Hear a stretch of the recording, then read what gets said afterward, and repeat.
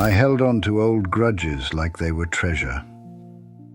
I didn't speak to my brother for 20 years, and saying that out loud feels strange in a way I didn't expect, not because it's shocking, but because it sounds so small now, almost childish, though it ruled so much of my life.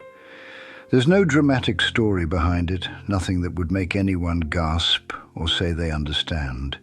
It was a simple argument, the kind families have all the time, the kind people smooth over by dinner or forget by morning. But I didn't forget. I let it sit in me, harden, settle, like something I thought I needed to protect. I pretended it didn't bother me, told people we'd just grown apart, that life had pulled us in different directions, but the truth is, I fed that distance. I kept it alive. Every time I had the chance to call him, I didn't. Every holiday, every family gathering, every moment life handed me an excuse to break the silence, I turned away from it. I told myself I was standing on principle, that he should have been the one to reach out, that I wasn't going to bend again. I never admitted how much energy it took to maintain that kind of stubbornness, how often I replayed the same old lines in my head, polishing them like heirlooms, making sure the anger stayed sharp. People think grudges fade on their own, but they don't. You have to feed them, and I was good at that. I carried mine everywhere, tucked it into conversations, let it shape the way I remembered him, the way I remembered myself. I told the story from my angle so many times that I started believing it fully, even in the places where it didn't line up with the facts anymore. And I never questioned why holding on felt easier than letting go. I never asked myself why I needed the grudge so much. I just kept it, like a secret weapon, something that made me feel justified, righteous, less at fault. My brother lived his life. I lived mine. We existed like 2 points on a map that used to be connected by a road I burned down years ago, and I didn't expect to feel anything about it. I didn't expect the silence to echo the way it does now. Back then, it felt solid, clean, like a wall I could lean on. Now it just feels like air I can't grab. Saying it now, saying that I spent 2 decades refusing to speak to someone who once knew me better than anyone else, it doesn't make me feel noble or strong. It just makes me aware of how long I let something so small take up so much space inside me. But that's the truth, whether I like it or not. I held on. I didn't let go. I didn't try. And now I'm sitting here saying the words I should have said while he was still alive, and it feels like dropping a stone into a well with no water at the bottom. I can hear the fall, but there's no sound when it hits. I used to tell myself that nothing in my life pointed to this kind of ending, that people who cut off their own family must come from broken places or violent histories or some kind of darkness that shapes them early. But my life wasn't like that. It was ordinary in the most unremarkable way. We grew up in a house where meals were on the table at the same time every day, where chores were done without complaint, where holidays were predictable and birthdays were marked by store-bought cakes with too much frosting. My brother and I shared a room for years, fought over stupid things like who got the top bunk or who stole whose socks, and then made up 5 minutes later because that's what kids do. We had parents who did their best, who weren't cruel or distant, just tired in the typical way adults get tired when they're trying to keep a house running. There was no great trauma, no secret wound we carried together, just a normal childhood that should have made us closer than most. And later, when we both moved out, life continued in that same quiet, predictable rhythm. He got a job, I got a job. He married, I married. We visited our parents on the same holidays and exchanged the same polite questions about work and health and kids. Everything was so normal that it makes the silence between us look even more absurd now. I had moments, small ones, where I could feel something wasn't right inside me, a kind of stiffness I mistook for maturity, a pride I kept polishing instead of questioning. When he'd show up with his wife and their new baby and everyone would talk and laugh around the table, I'd feel this subtle urge to pull back, to keep a little distance even when nothing was wrong. I didn't feel anger then, just a kind of numbness that I didn't recognize as dangerous. I thought it was just how adulthood worked. People drift, life gets busy, emotions flatten out with time. I didn't see how easily that small emotional gap could become a canyon if you let it. And I did let it. I let 1,000 tiny moments where connection could have happened just slide past me. A shared joke I didn't lean into. A question I answered too shortly. An invitation I declined because I'd convinced myself that being tired was a good enough reason. I thought that was harmless. I thought we'd always have more time to fix whatever small cracks formed between us. It wasn't dramatic. It wasn't violent. It didn't even feel like a decision. It was more like a slow leak I never bothered to patch because the floor still looked dry. And that's the thing that creeps up on you. Nothing feels urgent until it's irreversible. Looking back, there were no signs of catastrophe, no fights, no slammed doors, no accusations. If you'd asked anyone around us, they would have said we got along fine. And maybe that's what makes it harder to swallow now. It's one thing to lose someone because of chaos. It's another to lose them because of neglect wrapped in routine. I don't think I ever expected to feel close to him in a deep, emotional way. I just assumed we'd go on being quiet siblings who showed up at the same events and stood in the same family photos. That felt like enough at the time, a placeholder for real closeness. But now, when I trace back those years, all I see is how much of my so-called normal life was built on distance, subtle, polite, unnoticed distance, the kind that hides in the cracks of everyday habits. I didn't hate him. I didn't resent him. I just didn't bother to reach across the space that kept growing between us, and I didn't realize how big that space had become until it swallowed him completely. I used to think that fulfilling the role was enough, that being a decent brother on paper meant something even when there was nothing alive underneath it. I showed up when I was expected to. Birthdays, holidays, the occasional family dinner where we all sat around the table pretending adulthood hadn't thinned out our connection. I brought the right gifts, asked the right questions, nodded in the right places. I was never rude, never confrontational. If someone had judged me from the outside, they would have said I was dependable, steady, the kind of man who could be counted on to do the responsible thing. And maybe that's true. I did the responsible thing, but I never did the vulnerable thing. I never reached beyond the surface. I never let him know me in the ways that matter.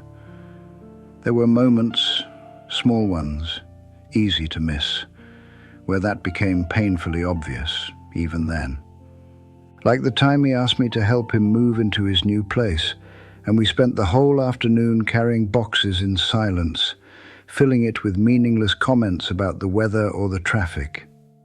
He kept waiting for me to ask something real, something about his life, his plans, how he felt settling into adulthood. I could see it in the way he kept glancing at me, half opening the door for a deeper conversation. And each time I stepped around it. I lifted another box. I tightened my grip. I kept things safe. Or the summer afternoon when his daughter took her first steps and everyone clapped and laughed, and he looked at me with that wide, hopeful smile as if wanting to share something big and precious. I clapped too, I smiled too, but something in me stayed outside the moment, like I was watching it through a window. Later, when he nudged me and said, almost shyly, that he hoped our kids would grow up close, I just nodded, said yeah, of course, without offering anything back. It wasn't rejection, it wasn't malice, it was the absence of presence which in some ways hurts more. Years passed like that, with both of us performing the parts we were assigned. Brothers, adults, men who get along. We played our roles so well that even we believed the script most of the time. But every once in a while I'd catch these tiny flickers in him. A pause before he spoke to me. A way he softened his tone like he was approaching something fragile, not wanting to break it. He tried. I see that now. He reached for me in small, quiet ways, the only ways that people like us knew how to reach. And every time I offered him the same polished, distant version of myself. Not cruel, not cold exactly, and just unavailable. Like there was a locked door inside me and I kept the key somewhere even I didn't bother to look. There was a Christmas where he handed me a framed photo of the two of us as kids, both of us grinning with missing teeth, arms slung over each other's shoulders. He said he found it while cleaning out Mom's attic. I took it, smiled, said thanks, placed it on a shelf. What I didn't do was stop and look at it with him. I didn't let the moment breathe. I didn't tell him I remembered that day, the way he pushed me on the old tire swing until I nearly fell off. I didn't let any softness slip through, just a quick nod, a polite smile, the same routine I always used. And I could feel him deflate just slightly, like someone blowing out a candle with a sigh. These weren't dramatic failures. They were tiny fractures no one else saw, but they added up. They became the shape of our relationship. Functional, polite, hollow. I kept telling myself that it was enough to act right, to meet expectations, to never cause trouble. But I understand now that you can do everything the right way and still fail someone completely. You can stand beside a person year after year and never actually stand with them. I thought loyalty was about presence, but presence without connection is just a shadow. And that's what I became in his life. A quiet, dependable shadow who never offered more than the bare minimum of brotherhood. I didn't push him away, but I never welcomed him in. And that might be worse in its own quiet way. It didn't break in some dramatic way. There was no explosion, no final argument, no last word thrown like a stone. It cracked in a moment so ordinary I almost missed it, a morning I can picture with painful clarity because nothing about it should have mattered. I was standing in my kitchen, waiting for the kettle to boil, staring at the pattern on the floor tiles, like I'd done 1,000 times. There was a voicemail on my phone from the night before, a number I didn't recognize, a voice speaking too quietly, asking me to call back when I could. Something about my brother, something about the hospital. I didn't call right away. I told myself I'd do it after breakfast. I told myself it was probably nothing urgent, that if it was serious, someone else would have contacted me. So I sat there at the table, buttering my toast, listening to the clock on the wall tick in that slow, steady way. And when I finally returned the call, when I finally heard the words I'd somehow spent 2 decades preparing myself not to hear, my first reaction wasn't grief. It was an empty, echoing silence inside my chest. Not shock, not disbelief, just a kind of dull, heavy quiet, like a room with the lights suddenly turned off. They said he'd gone quickly, nothing to be done. They asked if I could come in to sign some papers. I thanked them, hung up, and stared at my hands on the table. That was the moment it hit. Not the idea of losing him. You can't lose someone you haven't let yourself hold. But the realization that the silence between us had just become permanent. The grudge I'd carried like a badge, like a shield, like some twisted proof of principle, had nowhere left to go. It had been cut loose from the very person it clung to, and without him, it started collapsing inward, crushing the empty space it once filled in me. I walked through the house without knowing where I was going, touched the back of the couch, the frame of a door, stupid objects that suddenly felt heavier because I was aware of myself in a way I hadn't been for years. I kept expecting some grand wave of emotion to come crashing in, guilt, regret, sorrow, but what came instead was recognition, a cold, settling understanding that all those years I thought I was protecting myself were years I was simply refusing to live honestly. And the grudge, that old familiar weight, that thing I'd polished and fed and justified, shriveled in an instant. Not because I forgave him or because I forgave myself, but because there was nothing left for it to cling to. It was an artifact from a life that no longer existed. At the hospital, they asked me questions I answered automatically. I signed my name on papers without reading them. I stood there while they explained what happened, nodding like a man listening to a weather report. The truth didn't hit me there. It didn't hit me when I saw him, still and untroubled in a way that made the whole argument look pathetic. It didn't hit me when they told me I could stay as long as I wanted. It hit me later, in the parking lot, sitting behind the wheel with my hands gripping the steering wheel too tightly. It hit me when I realized I didn't know when we last spoke. Not the year, not the season. I couldn't even remember his voice clearly. It had faded somewhere in the space I kept widening, year after year, until silence became the only language we shared. Driving home, every memory of him came back in fragments, but not the big ones, just the quiet ones I'd ignored. The way he used to tap his fingers when he was nervous, the way he'd tilt his head when he asked a question, the way he'd laugh at his own jokes before anyone else did. They weren't memories, not really. They were ghosts of moments I never bothered to preserve. And seeing them now, flickering in and out like scenes from a film I'd half-watched, made something in me collapse. Not loudly, not dramatically, just inward. Like a building that had been empty for years, finally giving in to its own weight. That night, sitting in the dim light of my living room, I finally understood the thing I'd been avoiding. The grudge I'd carried wasn't power, it wasn't principle. It was fear. Fear of being wrong. Fear of being the first to reach out. Fear of being soft in front of someone who had seen me at my worst and best. And now that fear had nowhere left to hide, it turned into something else. Something I can barely name. A cold, quiet knowing that I'd spent 20 years gripping a rope I could have dropped at any time. And now the rope was gone. And so was the chance to do anything with those empty hands. I think that was the real breaking point. Not his death. My clarity. The awful, late clarity that shows you every moment you wasted with a precision that feels almost cruel.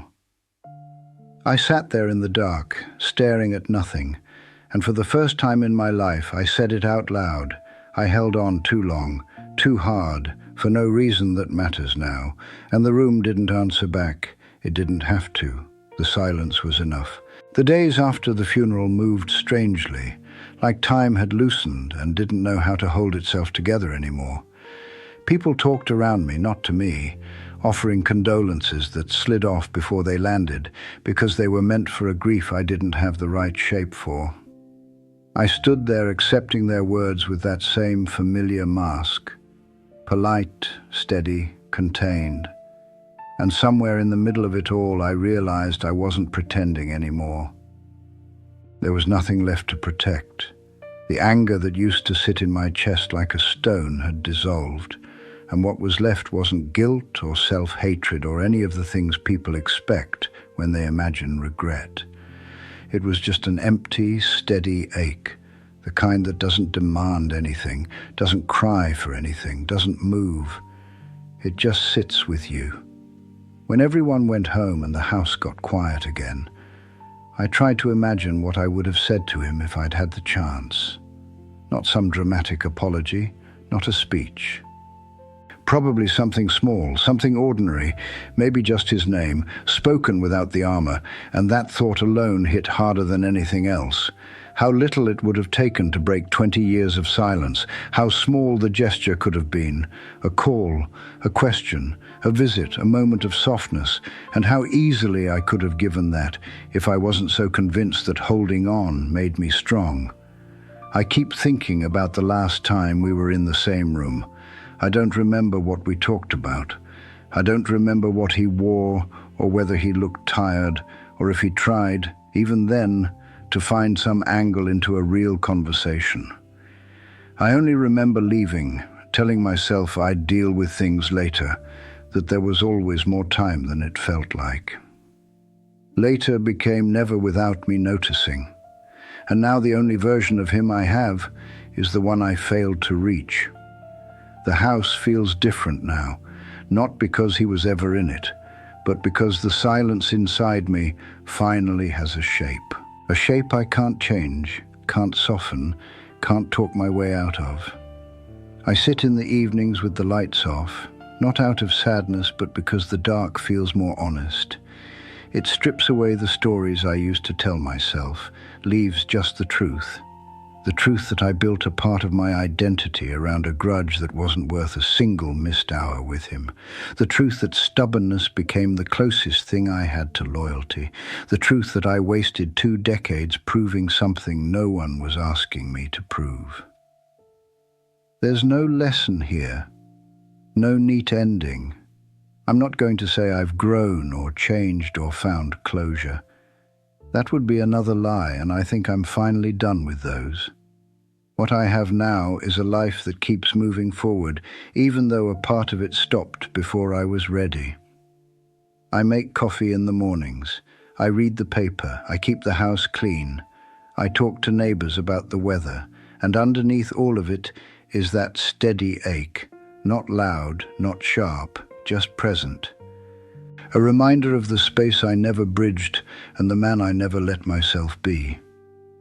Sometimes, late at night, I say his name out loud. Not to call him back, not to apologize. Just to hear it in the room, to acknowledge that he existed in my life in more than a technical way.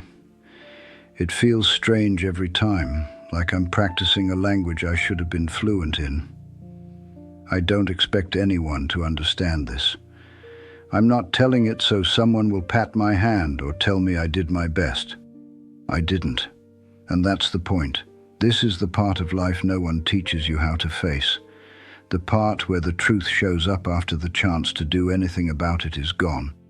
Where all that's left is the quiet acceptance that you can't rewrite what's already happened, no matter how clearly you finally see it. So I live with it. I let it sit beside me. I let it breathe in the same rooms I do.